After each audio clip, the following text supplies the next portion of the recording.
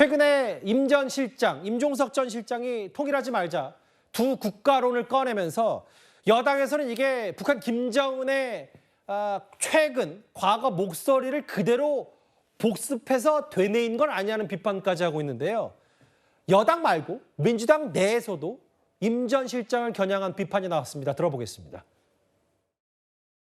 아주 오랫동안 우리의 소원은 통일이었습니다. 그건 주사파도 마찬가지였고 우리도 마찬가지였습니다. 통일은 선택할 수 있는 요건이 아닌 겁니다. 지금 이런 상황에서 북한의 통일을 포기하지 않은 주장에 동조하는 정치인, 그것도 주류 정치인으로서 주류 정치인이 속한 당은 다수당이잖아요. 참담함을 느낍니다. 그런 점에서 저는 2024년 아직도 우리의 소원은 통일이라고 생각합니다. 여러분 그렇지 않습니까? 고맙습니다.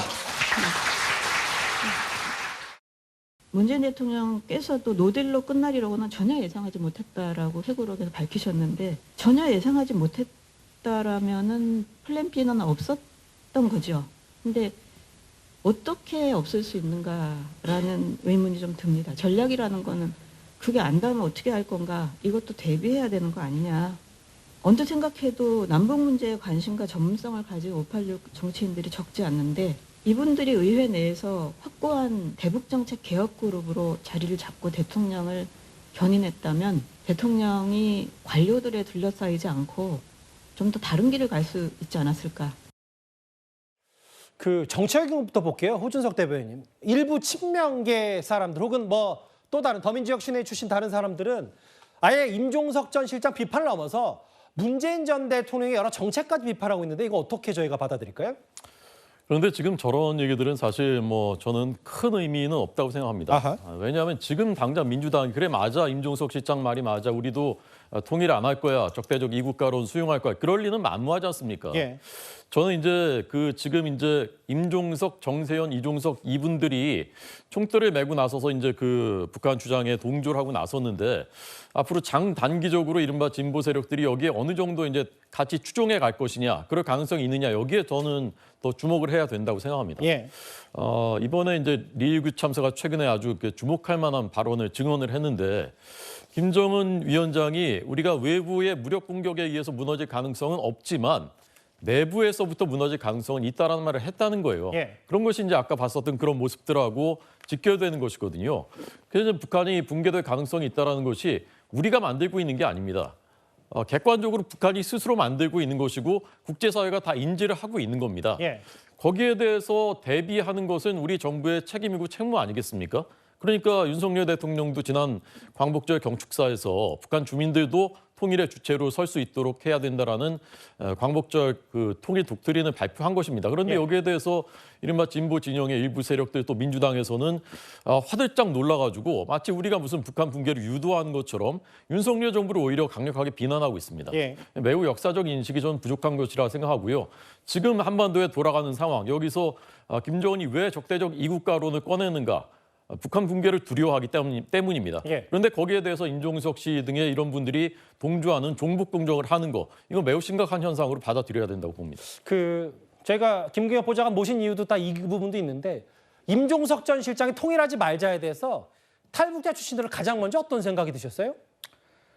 저는 그 해당 기사를 읽으면서 떠올랐던 사자성어가 있었습니다. 사자성어요? 양두구육이라는 사자성어가 떠올랐는데요. 양두구육. 임종석 비서실장이 지금까지 자신을 포장했던 그 컨셉이 뭐였습니까? 통일론자 아닙니까? 수십 년 동안 과거에 본인이 주세상을 신봉하던 시절부터 또 최근까지도 자기는 어떤 정치를 하든 안 하든 통일의 그 한 길에서 통일론자로 살겠다라고 수십 번에 걸쳐서 강조를 했던 사람 아닙니까? 예. 그런 사람이 본인의 수십 년간의 그 인생을 모두 부정하는 그런 발언을 했습니다. 이제 통일은 당분간 하지 못할 것 같고 이제 뭐 두 국가론으로 가자, 즉 통일론에 대해서 이제 반대하는 입장을 내놨단 말이죠. 예. 저는 그 부분에 있어서 저를 가장 화나게 했던 부분은 첫 번째는 어떤 겁니까?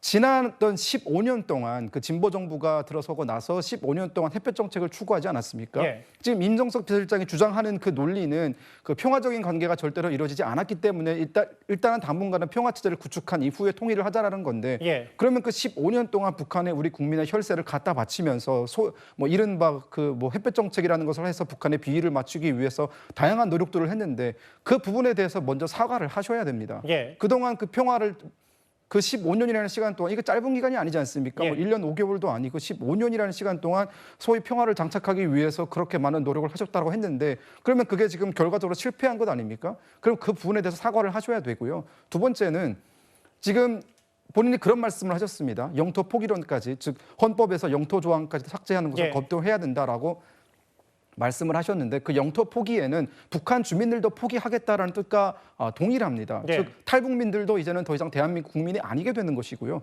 북한 지역에 거주하고 있는 북한 주민들도 헌법상 우리 국민이 아니게 되는 것입니다. 예. 그 말은요. 북한 주민들의 지금 열악한 인권 상황이라든가 지금 우리 북한 주민들이 처하고 있는 다양한 그런 상황에 대해서 모른 척을 계속하겠다라는 겁니다. 즉 우리가 북한 문재인 정부 들어서고 나서 북한의 인권 상황에 대해서 어떤 얘기도 못하게 했고 또 김여정 하명법이라고 불리는 대북전단 금지법도 만들면서 김정은의 비위를 맞추기 위해서 그렇게 노력을 했는데 예. 심지어 지금에 와서까지도 그것에 대해서 반성하지 않고 예. 오히려 지금 김정은 그 독재 체제 하에서 굉장히 신음하고 있는 북한 주민들에 대해서 완전히 이제는 외면하겠다. 이제 그들에 대해서는 모르는 사람들로 가겠다라는 그런 입장을 보인 것이기 때문에 저는 그 부분에 있어서 정말 화가 많이 나는 것 같습니다. 진짜 화가 많이 나는 게 느껴져요. 왜냐하면 뭐 말을 좀 길게 하셨지만 기본적으로 본인이 어떤 생각을 갖고 있는지 명확히 밝히셨기 때문에 장현주 변호사님. 그런데 지금 뭐 군 외교 국방 뭐 북한 얘기 이슈가 다시 되고 있는데 국회 국방위원장인 성일종 의원이 뭐라 그랬냐면 50대도 돼도 신체적으로 건강하니까 이게 지금 그 인구 줄어들기도 하고 군 경계병을 서도 된다고 생각했다. 이 포럼 얘기 때문에 오늘 온라인이 하루 종일 시끄러웠어요. 그렇죠. 이걸 언뜻 보시기에는 또 시청자분들도 화들짝 놀라시는 분들 계실 것 같아요. 5, 60대 그럼 나 다시 재복무하라는 건가? 얼마나 깜짝 놀란 뉴스입니까? 예. 그런데 그런 얘기는 아니고요. 당연히 재복무하라는 거 아닙니다. 5, 60대 중에서 건강상의 문제가 없고 그리고 본인이 원하는 경우에 경계 근무를 쓸 수 있지 않을까라는 이제 아이디어 차원으로 좀 보이는데 관련된 내용들 검토하겠다는 것이고요. 예. 아무래도 병역 자원이 감소되고 있다라는 것 대비해야 된다라는 측면에서 이제 이런 논의들이 시작된 것으로 봐야 될 것 같고 예. 특히 이제 경계 업무를 쓰고 약간 아웃소싱 형태로서 어떤 가능한 부분들을 법안으로 검토해 보겠다는 것이니까요. 이게 어떻게 추진될지도 조금 더 머리를 모아봐야겠습니다.